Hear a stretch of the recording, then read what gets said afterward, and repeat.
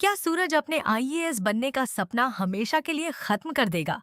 क्या इंसाफ की तलाश उसे कानून का रखवाला नहीं बल्कि अंडरवर्ल्ड का सबसे बड़ा नाम बना देगी? आने वाले एपिसोड में कहानी ऐसा मोड़ लेने वाली है जिसे देखकर हर कोई हैरान रह जाएगा।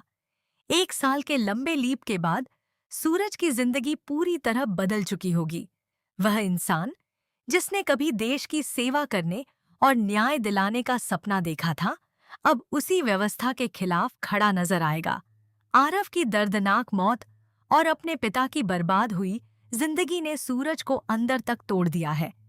वह हर संभव कोशिश करता है कि दोषियों को सजा मिले। पुलिस स्टेशन से लेकर अदालत तक हर दरवाजे पर वह न्याय की गुहार लगाता है, लेकिन हर जगह उसे सिर्फ निराशा ही हाथ लगती है। जिन लोगों से उसे उम्मीद होती है, वही भ्रष्टाचार और सत्ता के दबाव में उसकी आवाज को दबा देते हैं। धीरे धीरे सूरज को एहसास हो जाता है कि इस सिस्टम में सच की कोई कीमत नहीं रह गई है। एक दिन वह अकेला बैठा अपनी बीती जिंदगी के बारे में सोच रहा होता है। तभी उसकी आंखों के सामने ईशा के साथ बिताए गए खूबसूरत पल घूमने लगते हैं। उसे वह वादा याद आता है जो दोनों ने अपने भविष्य को लेकर किया था। उसकी कल्पना में ईशा आईपीएस की वर्दी पहने उसके सामने खड़ी दिखाई देती है। चेहरे पर मुस्कान और हाथ में अपनी नेम प्लेट लिए वह सूरज को बधाई देती है। सूरज भी खुशी से कहता है, मुझे पता था कि तुम जरूर आईपीएस बनोगी। मुझे तुम पर पूरा भरोसा था। आखिर तुम आईएएस सूरज सिंह की पत्नी बनने वाली हो। ईशा मुस्कुराते हुए उसे उनके साझा सपनों की याद दिलाती है। वह कहती है कि दोनों ने मिलकर ऐसा समाज बनाने का सपना देखा था जहां हर इंसान को न्याय मिले, परिवार हमेशा खुश रहे और कोई भी बेबस महसूस न करे। दोनों मेहनत करेंगे, लोगों की सेवा करेंगे और छुट्टी के दिन अपने परिवार के साथ हंसते खेलते जिंदगी बिताएंगे। यह सपना उनके रिश्ते की सबसे बड़ी ताकत था। लेकिन अगले ही पल सूरज की आंखों के सामने आरव की मौत और अपने पिता की हालत की तस्वीरें तैरने लगती हैं। उसका दिल गुस्से और दर्द से भर उठता है।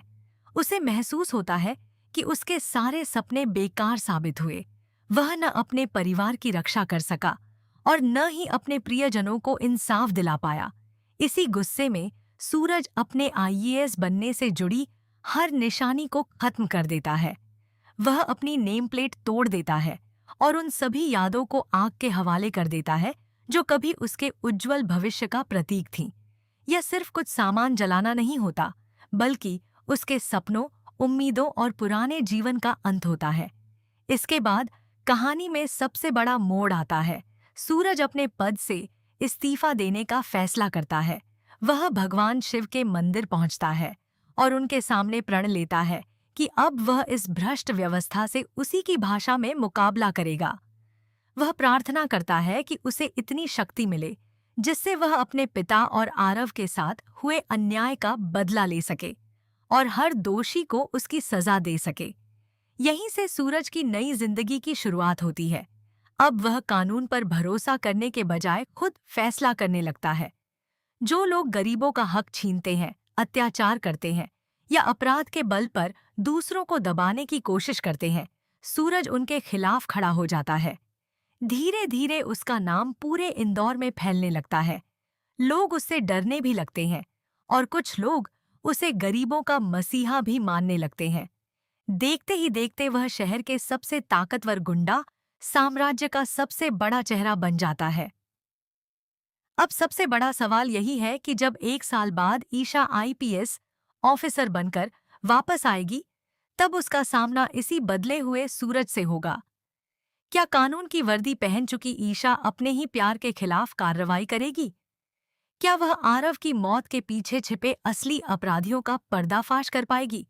और क्या सूरज कभी फिर से सही रास्ते पर लौट पाएगा, या फिर बदले की आग उसे पूरी तरह अंधेरे में धकेल देगी? आने वाले एपिसोड में इन सभी सवालों के जवाब मिलने वाले हैं और कहानी पहले से कहीं ज्यादा रोमांचक होने वाली है। अगर आप भी चाहते हैं कि ईशा और सूरज की जोड़ी फिर से एक हो और दोनों मिलकर असली अपराधियों को सजा दिलाएं, तो अपनी राय जरूर बताइए। वीडियो पसंद आए तो लाइक करें, चैनल को सब्सक्राइब करें और ऐसे ही नए अपडेट्स के लिए जुड़े रहें।